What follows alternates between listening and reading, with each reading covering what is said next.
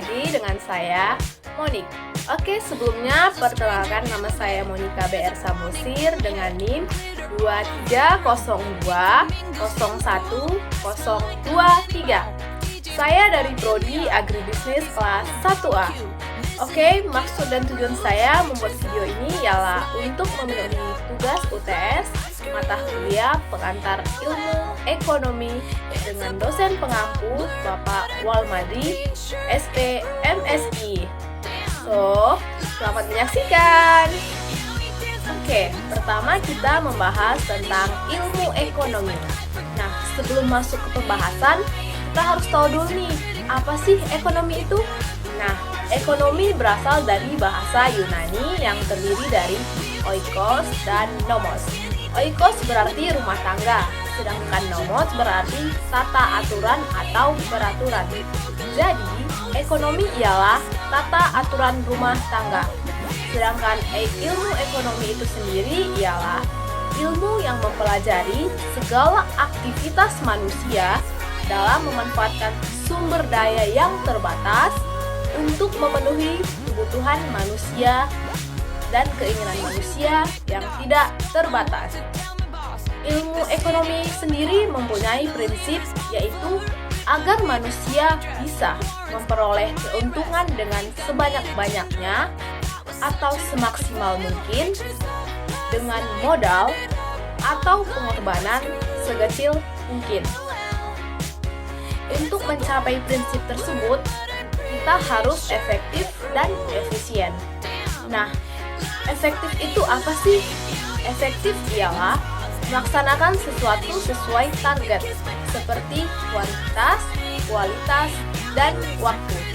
Sedangkan efisien ialah mencapai tujuan yang maksimal dengan meminimalisir pengeluaran sumber daya seperti modal. Nah, di dalam ekonomi tentu ada masalahnya dong. Nah, apa saja sih masalah ekonomi tersebut?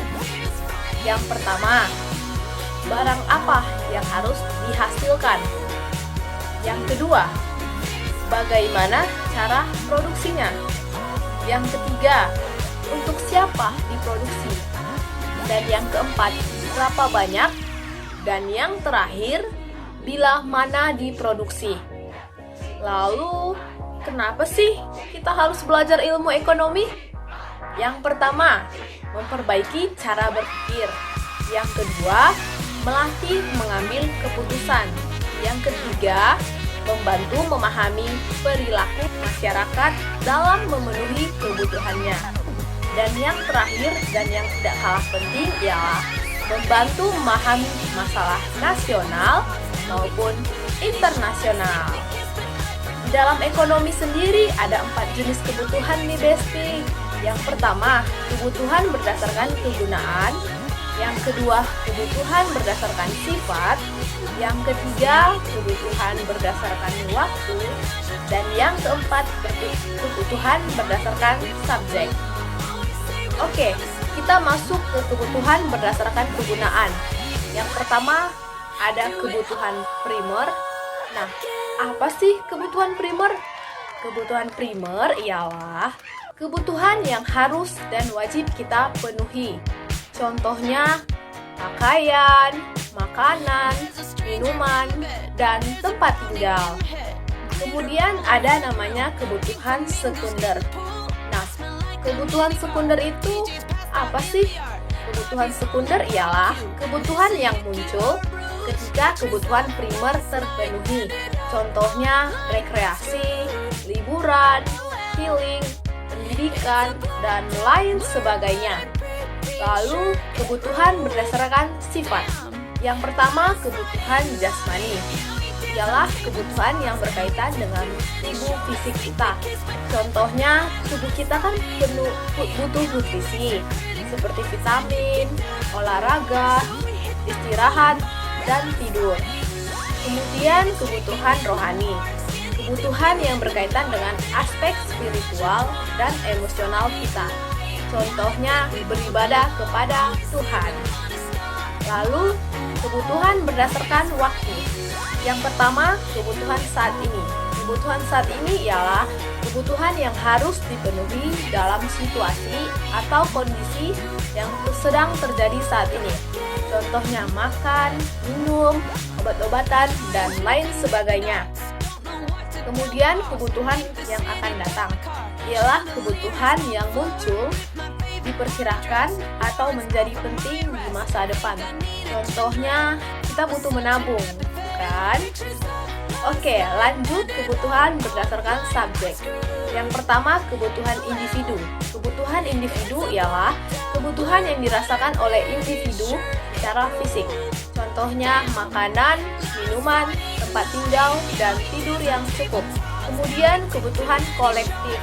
Kebutuhan kolektif ialah kebutuhan yang dirasakan oleh sekelompok individu atau masyarakat secara keseluruhan. Contohnya kebutuhan keamanan, infrastruktur, kesehatan, dan lain sebagainya. Nah, selanjutnya kita masuk ke model ekonomi. Model ekonomi ada 3. Yang pertama, model ekonomi 2 sektor. Ialah model ekonomi yang terdiri dari rumah tangga keluarga atau konsumen dan perusahaan atau produsen. Kemudian perekonomian 3 sektor atau perekonomian tertutup. Perekonomian 3 sektor terdiri dari rumah tangga, pemerintah, dan perusahaan. Dan yang terakhir ialah perekonomian 4 sektor. Perekonomian yang melibatkan rumah tangga, pemerintah, dan internasional. Nah, sekian materi tentang ilmu ekonomi. Selanjutnya kita akan membahas tentang teori permintaan dan penawaran. Selamat menyaksikan.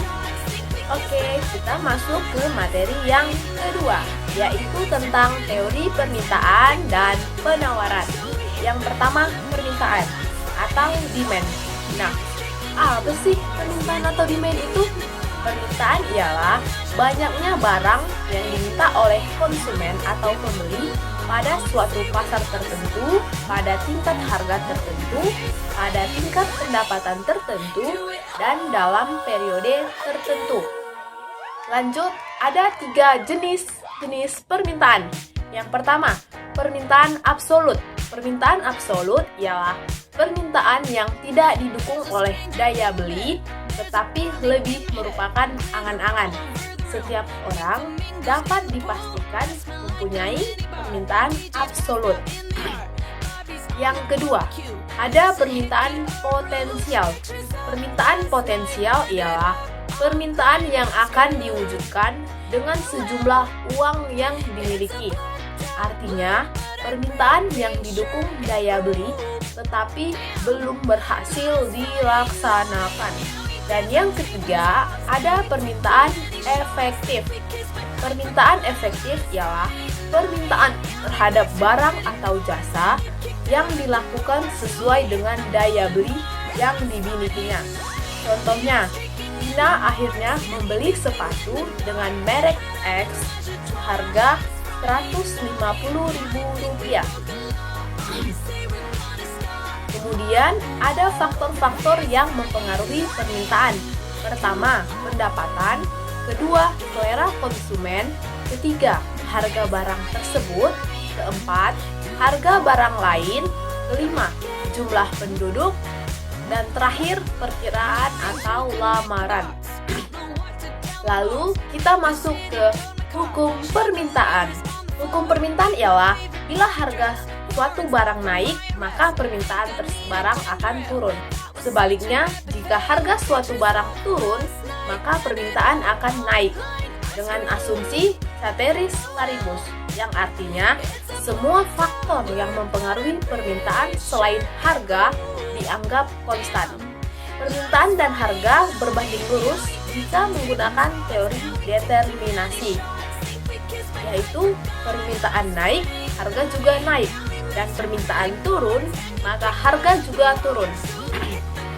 Lalu ada yang namanya fungsi permintaan, di mana kurva permintaan dimulai dari kiri atas sumbu Y dan kanan bawah sumbu X dengan rumus QD sama dengan A kurang BP, di mana Q sama dengan kuantitas, A sama dengan koefisien, B sama dengan konstanta, dan P sama dengan price atau harga. Oke, kita masuk ke penawaran atau supply. Nah, apa sih penawaran? Penawaran ialah banyaknya barang yang ditawarkan oleh penjual pada suatu pasar tertentu, periode tertentu, dan tingkat harga tertentu kepada konsumen atau pembeli. Lalu, apa saja sih faktor-faktor yang mempengaruhi permintaan? Yang pertama, harga barang. Yang kedua, harga input, biaya produksi, teknologi, barang lain, perkiraan jumlah penjual, dan kebijakan pemerintah. Lalu di dalam penawaran ada hukumnya nih. Hukum penawar, apabila harga suatu barang naik, maka penawaran barang akan naik juga. Dan apabila harga barang turun, maka penawaran barang tersebut akan turun. Ceteris paribus, penawaran dan harga berbanding terbalik menggunakan teori determinasi. Jika penawaran naik, maka harga turun. Dan jika penawaran turun, maka harga naik. Kemudian ada fungsi kurva permintaan. Dimulai dari kanan atas sumbu Y ke kiri bawah sumbu X dengan rumus QS sama dengan A tambah BP. Dan yang terakhir yang tidak kalah penting ialah keseimbangan pasar atau equilibrium. Nah, apa sih equilibrium itu? Equilibrium ialah suatu keadaan ketika jumlah yang diminta sama dengan jumlah barang yang ditawarkan pada harga tertentu, di mana rumus equilibrium ialah QD sama dengan QS atau permintaan sama dengan penawaran. Lalu, fungsi keseimbangan pasar dimulai dari kurva permintaan dan penawaran, kemudian ada titik potong di antara kurva tersebut. Oke, selanjutnya kita akan membahas tentang elastisitas. Baiklah, kita masuk ke materi yang ketiga, yaitu mengenai elastisitas. Nah, apa sih elastisitas itu? Elastisitas adalah derajat kepekaan dari jumlah barang yang diminta atau yang ditawarkan, yang disebabkan oleh perubahan salah satu faktor yang mempengaruhinya. Elastisitas dilambangkan dengan E. Hasil perhitungan elastisitas bisa kita jabarkan sebagai berikut. Jika E lebih besar dari 1, maka disebut elastis dengan kurva lurus menghadap sumbu Y. Jika E lebih kecil dari 1, maka disebut inelastis dengan kurva keseimbangan 75 derajat. Jika E sama dengan 1, maka disebut unitary elastis atau keseimbangan dengan kurva 45 derajat. Dan jika E sama dengan 0, maka disebut inelastis sempurna dengan kurva 90 derajat.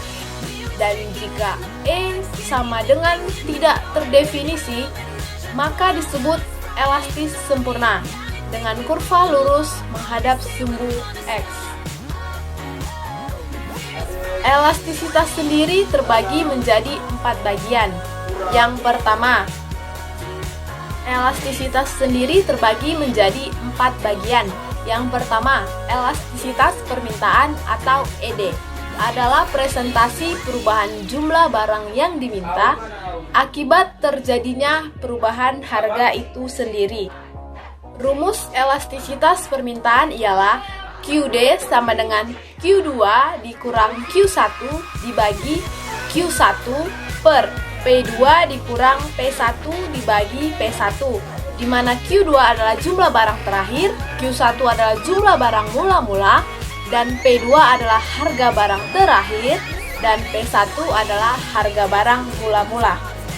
Yang kedua, elastisitas penawaran atau ES adalah presentasi perubahan jumlah barang yang ditawarkan akibat terjadinya perubahan harga itu sendiri. Rumus elastisitas penawaran ialah Q2 dikurang Q1 dibagi setengah dalam kurung Q1 tambah Q2 per P2 dikurang P1 dibagi setengah dalam kurung P1 tambah P2. Lanjut, yang ketiga ialah elastisitas silang atau EC, adalah presentasi perubahan jumlah barang yang diminta akibat terjadinya perubahan harga barang lain. Dengan rumus EC sama dengan A dikurang QX1 dibagi setengah dalam kurung QX1 tambah QX2 per PY2 dikurang PY1 dibagi setengah dalam kurung PY1 tambah PY2. Dan yang terakhir ialah elastisitas pendapatan atau EY, adalah presentasi perubahan kuantitas barang yang diminta akibat terjadinya perubahan pendapatan. Dengan rumus EY sama dengan Q2 dikurang Q1 dibagi setengah dalam kurung Q1 tambah Q2 per Y2 dikurang Y1 dibagi setengah dalam kurung Y1 tambah Y2. Oke guys, jadi itu tadi pembahasan mengenai elastisitas. Lanjut materi yang terakhir yaitu mengenai teori produksi. Nah, apa sih produksi itu? Produksi adalah suatu aktivitas yang dilakukan untuk mengubah input menjadi output. Oke, kita ambil contoh. Misalnya menanam padi. Nah, dalam padi ini ada input, proses, dan outputnya nih Besti. Yang pertama, input. Nah, apa saja sih yang termasuk ke dalam input? Pertama, ada lahan. Pasti jika kita menanam padi, kita membutuhkan lahan bukan? Lalu ada modal. Nah, jika sudah punya lahan, kita butuh modal dalam bentuk uang untuk membeli bibit, membeli pupuk, dan lain sebagainya. Kemudian ada namanya SDM atau sumber daya manusia. Jadi, kita cuma punya lahan dan modal saja, tetapi tidak ada orang yang melakukannya untuk apa? Jadi, kita butuh orang untuk menanam padi. Lalu, dan yang terakhir ada SDA atau bahan baku. Contohnya air, sinar matahari, dan lain sebagainya. Yang kedua, ada namanya proses. Nah, proses menanam padi itu dimulai dari menanam bibit hingga padi siap dipanen.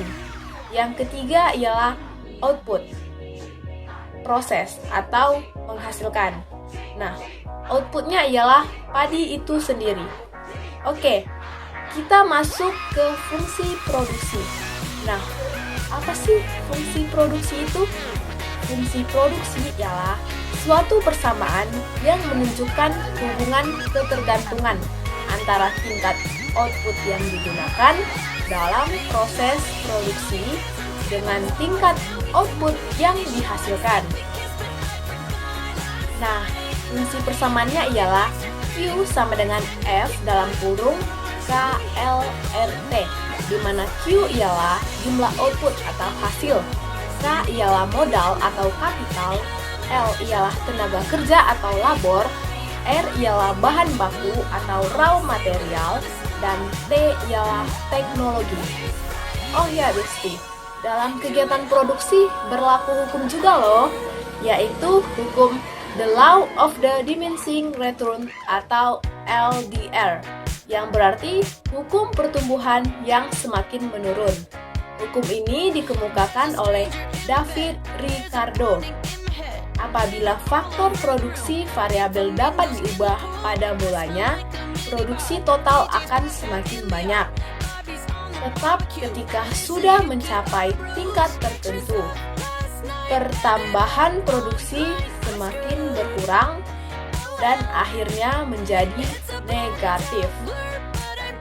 Asumsi berlaku jika pertama, hanya ada satu input variabel, input yang lain tetap. Kedua, ada teknologi yang digunakan dalam proses produksi tidak berubah. Dan yang ketiga, sifat koefisien produksi adalah berubah-ubah. Oke, sekian materi tentang teori produksi. Baiklah, mungkin itu saja materi yang dapat saya pahami dan saya sampaikan kepada teman-teman. Apabila ada perkataan saya yang salah dalam pengucapannya, saya mohon maaf. Saya Monica BR Samosir, pamit undur diri. Dan see you on the next video. Bye-bye.